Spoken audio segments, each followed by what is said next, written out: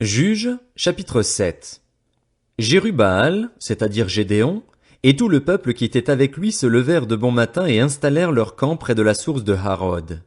Le camp de Madian se trouvait au nord de Gédéon, vers la colline de Morée, dans la vallée. L'Éternel dit à Gédéon, le peuple que tu as avec toi est trop nombreux pour que je livre Madian entre ses mains. Il pourrait en tirer gloire à mes dépens et dire, c'est ma main qui m'a délivré.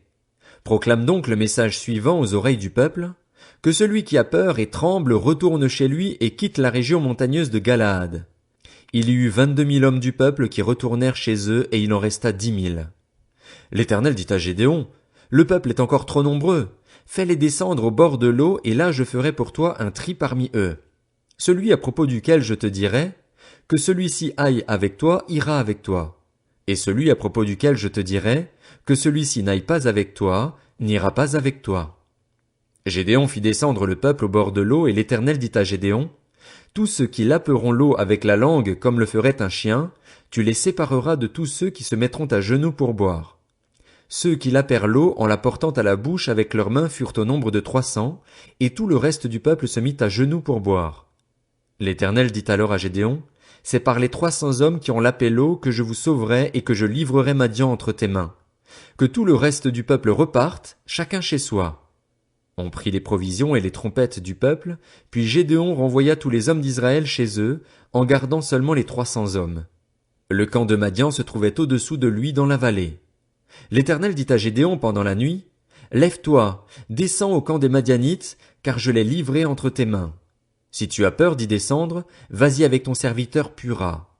Tu écouteras ce qu'ils diront et après cela tes mains seront fortifiées. Descends donc au camp. Gédéon descendit avec son serviteur Pura jusqu'aux avant-postes du camp. Les Madianites, les Amalécites et tous les nomades de l'Est étaient dispersés dans la vallée comme un essaim de sauterelles, et leurs chameaux étaient innombrables comme le sable qui est au bord de la mer. Lorsque Gédéon arriva, un homme était en train de raconter un rêve à son camarade. Il disait, « J'ai fait un rêve. J'y voyais un gâteau de pain d'orge roulé dans le camp de Madian. Il est venu heurter la tente et elle est tombée. Il l'a retournée sans dessus-dessous, elle a été démolie. » Son camarade répondit, « Ce n'est rien d'autre que l'épée de Gédéon, fils de Joas, l'Israélite. Dieu a livré entre ses mains Madian et tout le camp. » Lorsque Gédéon eut entendu le récit du rêve et son explication, il se prosterna, revint au camp d'Israël et dit, « Levez-vous, car l'Éternel a livré le camp de Madian entre vos mains. » Il répartit les 300 hommes en 3 groupes et leur remit à tous des trompettes ainsi que des cruches vides, avec des torches dans les cruches. Il leur dit, « Vous me regarderez et vous ferez comme moi. Dès que je serai arrivé aux abords du camp, vous ferez ce que je ferai. Quand je sonnerai de la trompette, ainsi que tous ceux qui seront avec moi, vous sonnerez aussi de la trompette tout autour du camp et vous direz, « Pour l'Éternel et pour Gédéon !» Gédéon et les 100 hommes qui l'accompagnaient arrivèrent aux abords du camp peu avant minuit, alors qu'on venait de remplacer les gardes. Ils sonnèrent de la trompette et brisèrent les cruches qu'ils avaient à la main. Les 3 groupes sonnèrent de la trompette et brisèrent les cruches. Prenant de la main gauche les torches et de la main droite les trompettes dont ils devaient sonner, ils s'écrièrent, « À vos épées pour l'Éternel et pour Gédéon !» tout en restant chacun à sa place autour du camp. Le camp tout entier se mit à courir, à pousser des cris et à prendre la fuite. Les 300 hommes sonnèrent une nouvelle fois de la trompette et, dans tout le camp, l'Éternel fit en sorte que les hommes tournent l'épée les uns contre les autres. Les hommes du camp s'enfuirent jusqu'à Beth-Shitta, vers Tseréra, et jusqu'aux abords d'Abel-Méhola, près de Tabat. Les hommes d'Israël, les hommes des tribus de Nephtali, d'Azer et de tout Manassé, se rassemblèrent et poursuivirent les Madianites. Gédéon envoya des messagers dans toute la région montagneuse d'Éphraïm pour dire, « Descendez à la rencontre des Madianites et coupez-leur le passage de l'eau jusqu'à Beth-Bara, tout le long du Jourdain. » Tous les hommes d'Éphraïm se rassemblèrent, et ils s'emparèrent des gués du Jourdain jusqu'à Beth-Bara. Ils capturèrent 2 chefs de Madian appelés Oreb et Zib. Ils tuèrent Oreb au rocher d'Oreb et Zib au pressoir de Zib. Ils poursuivirent les Madianites et ils apportèrent la tête d'Oreb et de Zib à Gédéon de l'autre côté du Jourdain. Juges, chapitre 8. Les hommes d'Éphraïm dirent à Gédéon, « Que signifie cette manière d'agir envers nous? Pourquoi ne pas nous avoir appelés quand tu es allé combattre Madian ?» Ils s'en prirent violemment à lui. Gédéon leur répondit, « Qu'ai-je fait en comparaison de vous? Le peu qu'a pu grappiller Éphraïm ne vaut-il pas mieux que tout ce qu'a pu récolter la famille d'Abiézer? C'est entre vos mains que Dieu a livré Oreb et Zib, les chefs de Madian. Qu'ai-je donc pu faire en comparaison de vous?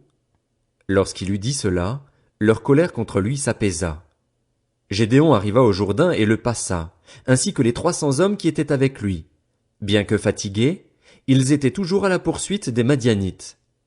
Gédéon dit aux habitants de Sukkot, « Donnez, je vous en prie, quelques pains aux hommes qui m'accompagnent, car ils sont fatigués et je suis à la poursuite de Dzébar et de Tsalmuna, les rois de Madian. » Les chefs de Sukkot répondirent, « Dzébar et Tsalmuna sont-ils déjà en ton pouvoir, pour que nous donnions du pain à ton armée? » Gédéon répliqua, « Eh bien, lorsque l'Éternel aura livré entre mes mains Dzébar et Tsalmuna, je déchirerai votre chair avec des épines du désert et avec des chardons. » De là il monta à Pénuel, et il fit la même demande aux habitants de Pénuel.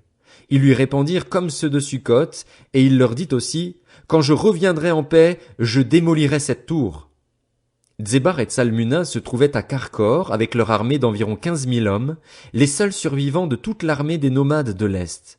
120 000 hommes aptes au combat avaient été tués. Gédéon monta par le chemin qu'empruntent les nomades, à l'est de Nobar et de Jogbéa, et il battit l'armée qui se croyait en sécurité. Dzébar et Tsalmuna prirent la fuite et Gédéon les poursuivit. Il s'empara des 2 rois de Madian, Dzébar et Tsalmuna, et il mit en déroute toute l'armée. Gédéon, fils de Joas, revint de la bataille par la montée de Hérès. Il captura un jeune homme, habitant de Sukkot, qui l'interrogea et qui lui mit par écrit le nom des chefs et des anciens de Sukkot. Cela représentait 77 hommes. Puis il alla trouver les habitants de Sukkot et leur dit, « Voici Dzébar et Tsalmuna, au sujet desquels vous m'avez insulté en disant, « Dzébar et Tsalmuna sont-ils déjà en ton pouvoir, pour que nous donnions du pain à tes hommes fatigués? » Il s'empara des anciens de la ville et punit les habitants de Sukkot avec des épines du désert et avec des chardons. Il démolit aussi la tour de Pénuel et tua les habitants de la ville. Gédéon demanda à Dzébar et à Tsalmuna, « Comment étaient les hommes que vous avez tués au mont Tabor? » Ils répondirent, « Ils te ressemblaient, chacun avait l'air d'un fils de roi. » Il dit, « C'étaient mes frères, les fils de ma mère. L'Éternel est vivant, si vous les aviez laissés vivre, je ne vous tuerais pas. » Et il ordonna à Jéter, son fils aîné, « Lève-toi, tue-les. » Mais le jeune garçon ne dégaina pas son épée, parce qu'il avait peur. En effet, c'était encore un enfant. Dzébar et Tsalmuna dirent, « Lève-toi toi-même et tue-nous, car c'est à un homme fort de le faire. » Gédéon se leva alors et tua Dzébar et Tsalmuna. Il prit ensuite les ornements en forme de croissant qui étaient au cou de leurs chameaux. Les Israélites dirent à Gédéon, « Domine sur nous, toi, puis ton fils et tes descendants, car tu nous as délivrés de l'oppression de Madian. » Gédéon leur dit, « Je ne dominerai pas sur vous, et mes descendants non plus. C'est l'Éternel qui dominera sur vous. » Gédéon ajouta, « J'ai une demande à vous faire. Donnez-moi chacun les anneaux de votre butin. » Les ennemis avaient des anneaux d'or, car c'étaient des Ismaélites. Ils répondirent, « Nous te les donnerons volontiers. » Et ils étendirent par terre un manteau, sur lequel chacun jeta les anneaux pris dans son butin. Le poids des anneaux d'or que demanda Gédéon fut de près de 20 kilos, et ce sans compter les ornements en forme de croissant, les boucles d'oreilles et les vêtements de pourpre que portaient les rois de Madian, ni les colliers qui étaient au cou de leurs chameaux. Gédéon en fit un éphod qu'il plaça dans sa ville, à Ophra. Il y devint l'objet des prostitutions de tout Israël, et il fut un piège pour Gédéon et pour sa famille. Les Madianites furent humiliés devant les Israélites et ne relevèrent plus la tête. Le pays fut en paix pendant 40 ans, c'est-à-dire durant la vie de Gédéon. Jérubbaal, fils de Joas, retourna habiter dans sa maison. Gédéon eut 70 fils, tous issus de lui, car il eut plusieurs femmes. Sa concubine, qui résidait à Sichem, lui donna aussi un fils, qu'on appela Abimélec. Gédéon, fils de Joas, mourut après une heureuse vieillesse. Il fut enterré dans le tombeau de son père Joas, à Ophra, village de la famille d'Abiézer. Après la mort de Gédéon, les Israélites recommencèrent à se prostituer au Baal, et ils prirent pour Dieu Baal-Bérith. Les Israélites ne se souvinrent pas de l'Éternel, leur Dieu, qui les avait délivrés de tous les ennemis qui les entouraient. Ils ne manifestèrent pas non plus d'attachement à la famille de Jérubbaal, c'est-à-dire Gédéon, après tout le bien qu'il avait fait à Israël. Juges, chapitre 9. Abimélec, Le fils de Jérubbaal se rendit à Sichem vers les frères de sa mère, et voici comment il leur parla, ainsi qu'à tout le clan de son grand-père maternel. Je vous en prie, dites à tous les habitants de Sichem, vaut-il mieux pour vous que 70 hommes, tout fils de Jérubbaal, dominent sur vous, ou bien un seul homme? Et souvenez-vous que je suis fait des mêmes os et de la même chair que vous. Les frères de sa mère répétèrent pour lui toutes ces paroles à tous les habitants de Sichem, et leur cœur pencha en faveur d'Abimélec, car ils se disaient, c'est notre frère. Ils lui donnèrent 70 pièces d'argent, prises dans le temple de Baal-Bérith. Abimélec s'en servit pour acheter des vauriens et des aventuriers qui le suivirent.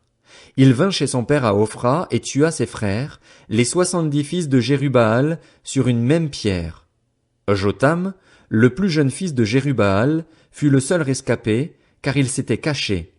Tous les habitants de Sichem et de Milo se rassemblèrent, ils vinrent proclamer Abimélec roi, près du chêne planté dans Sichem. Jotham fut informé de la situation. Il alla se placer sur le sommet du mont Garizim, et voici ce qu'il leur cria à haute voix.